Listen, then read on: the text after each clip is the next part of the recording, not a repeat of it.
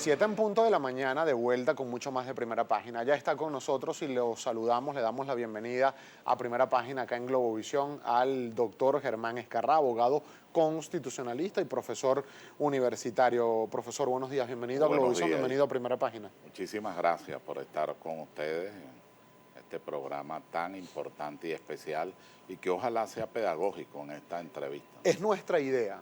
Qué bueno. Es nuestra idea concentrarnos sobre todo en algunos aspectos constitucionales, siendo usted profesor en la Cátedra Constitucional de nuestro país, además miembro de lo que fue la Asamblea Nacional Constituyente. Nos gustaría conocer, de acuerdo a esta última decisión tomada por el Consejo Nacional Electoral, que sectores de la Mesa de la Unidad no vacilan en catalogarla de inconstitucional el establecer recolección para el 20% de las firmas por estado.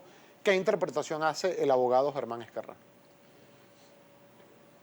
Tiene razonabilidad, es lógico que esté encrespada la situación por lo delicado de lo que significa el revocatorio y por supuesto es de entender que del lado de la Mesa de la Unidad exista mucha inquietud, pero es necesario serenarnos e ir al análisis para no engañar.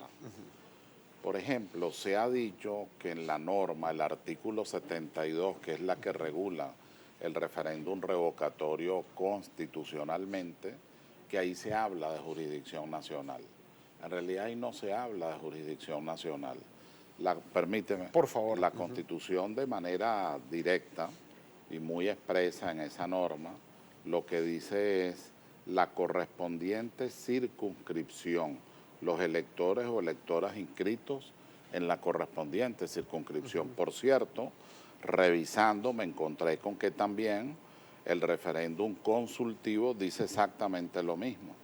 Eso cambia cuando vamos al referéndum abrogatorio, es decir, el que anula leyes, o vamos al referéndum aprobatorio, porque ahí sí dice el registro civil y electoral. Pero en la norma que nos ocupa, lo único que dice a ese respecto es en la correspondiente circunscripción. Ahora se interpreta de ese dicho. La verdad es que no habla de circunscripción nacional, tampoco habla, no dice expresamente circunscripciones de los estados, sino correspondientes circunscripciones. Claro, pero cuando se dice que es, y reza el texto constitucional a la circunscripción correspondiente, se dice que el espíritu del constituyente en esa materia fue referirse a la circunscripción correspondiente del funcionario objeto de la revocatoria del mandato. Es decir, si es un gobernador el estado, si es un alcalde su municipio y si es un presidente el... No, yo recomiendo leer las actas constituyentes. Yo por seriedad con tu programa anoche estuve revisándolas. Esta norma se discute en la sesión número 29 de la Asamblea Nacional Constituyente del día 25/10/99. Ahí hay, bueno, una serie de intervenciones, dos muy brillantes, que son la de Franceschi, que está en una postura radical, y la de un gran, para mí, pues uno de los mejores constituyentes, que es el profesor y doctor Claudio Fermín. Ellos lo que hicieron fue alertar, o sea, el único tema a discutir fue cuando ellos alertaron, bueno, tengamos cuidado con la redacción de esta norma, porque esto puede generar inestabilidad política y hay que darle importancia a la perdurabilidad. Por aquello de la consecuente activación de referéndum. Sí, ellos decían, esto es muy delicado porque abarca al jefe del Estado, hay que exigir requisitos mucho más sólidos. Bueno, incluso hubo quienes pidieron una cuota mayor del 20%. Fíjate que originalmente el planteamiento era el 10%. Después sube en primera discusión al 15% y solo en la redacción final es que se va al 20%. Pero de ninguna manera aparece en ninguna de las actas esa afirmación. Ahora, ¿cómo hacemos con el núcleo interpretativo de la norma? Ya que no dice nacional, tampoco dice estadal. ¿Cómo resolvemos el asunto? Bueno, hay muchas tendencias. La primera es, estamos en un Estado federal. Si el Estado es un Estado federal, cada una de las comunidades puede expresarse y debe expresarse de manera autónoma. El problema delicado no es ese. En realidad, para mí el problema no es el 20% de cada uno de los estados. ¿Cuál sería? Para mí el verdadero problema es qué ocurre. Fíjate tú el planteamiento interpretativo. ¿Qué ocurre si en un estado no se logra el 20%? O si tú quieres, pongamos más para no hacerlo tan extremo. Digamos, en 3 estados no se logra el 20%. Okay. Pero la suma de todos los demás estados da el 20% nacional. ¿Debe haber o no referendo revocatorio? ¿Cuál sería la decisión? Entonces, ¿usted qué opina? Entonces allí, estoy hablando como te dije, pedagógicamente.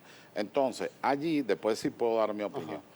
Allí, ¿qué es lo que dice la metodología constitucional? Usted tiene que aplicar el principio, perdona el latín, favor libertatis, todo aquello que tienda a la democracia y a la libertad, aquello que facilite la democracia y el ejercicio de la libertad, esa debe ser la interpretación del juez constitucional en el caso, cuando hay dudas, por supuesto, cuando no hay dudas, no, cuando hay dudas. Esa es una duda, yo la considero razonable y lógica. Por lo tanto, para mí el debate no está en que si Apure es el 20% o el Estado Bolívar o Zulio Miranda, no. Es decir, eso podría tener todas las justificaciones, puesto que la norma no hace referencia sino a circunscripciones propias. Claro, ahora, profesor, lo que pasa es que como el tiempo en televisión a veces es muy reducido, pero una precisión, profesor. Sí, ya se le hizo esa pregunta acá en Globovisión, precisamente a nuestro compañero Vladimir Villegas,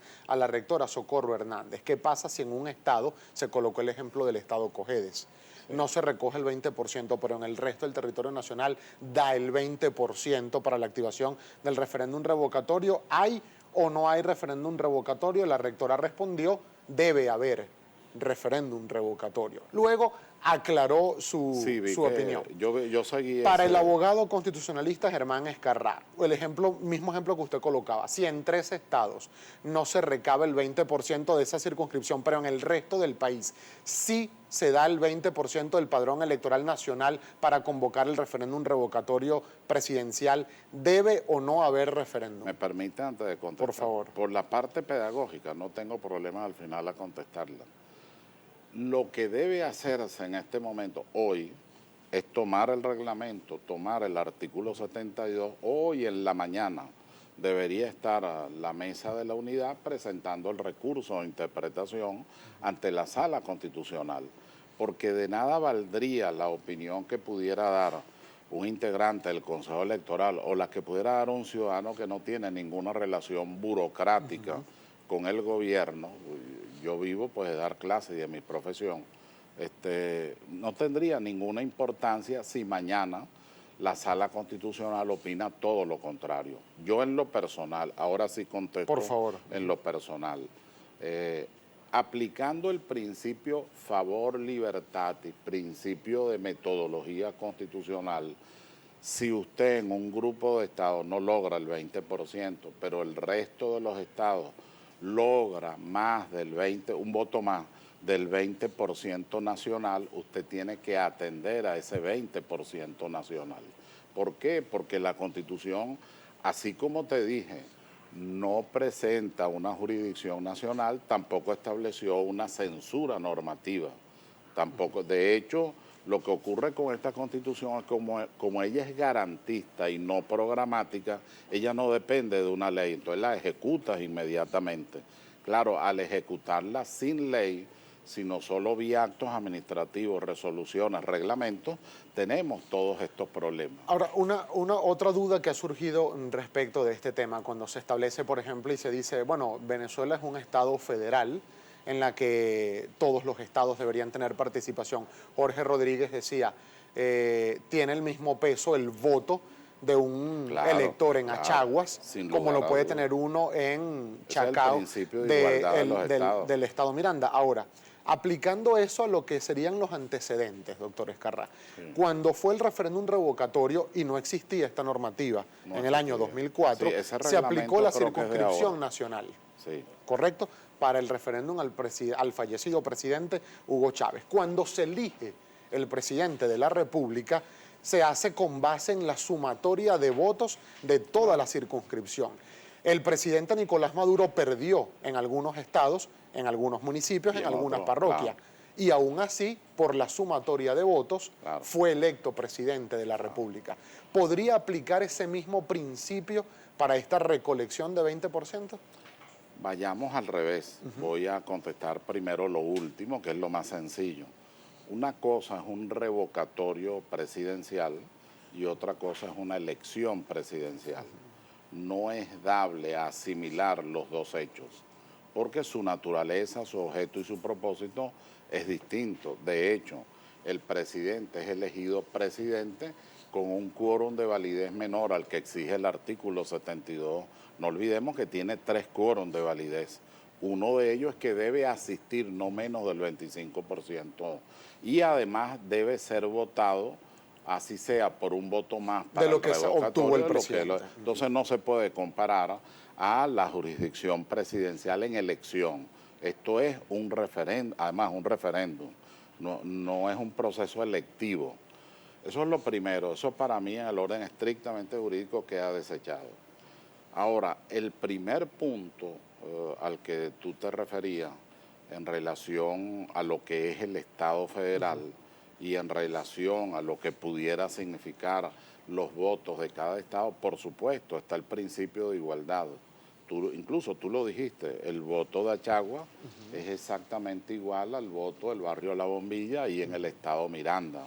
De tal manera que todos los votos tienen una especial significación, pero hay un quórum de validez, 20% del cuerpo electoral en un estado federal. Por eso te decía, es necesario un pronunciamiento del Tribunal Supremo de Justicia atendiendo al principio favor libertatis, libertad, democracia. Lo que más favorezca a la libertad y la democracia en una situación de duda frente a una norma imperfecta que debe ser complementada es lo que definitivamente se tiene que resolver. Nosotros tenemos que hacer una breve pausa, profesor. Al regreso me gustaría consultar su opinión también como experto constitucional. Esto que han dicho también algunos voceros del partido de gobierno, que como hay crisis económica no se pueden hacer elecciones regionales porque no hay dinero y porque eso generaría inestabilidad al país por la economía. Me gustaría saber qué opina el abogado Germán Escarrá acerca de esta situación y otros temas que analizaremos al regreso. Sus inquietudes a través de @Globovisión, @Primera Página y nuestra etiqueta que es #Primera Página.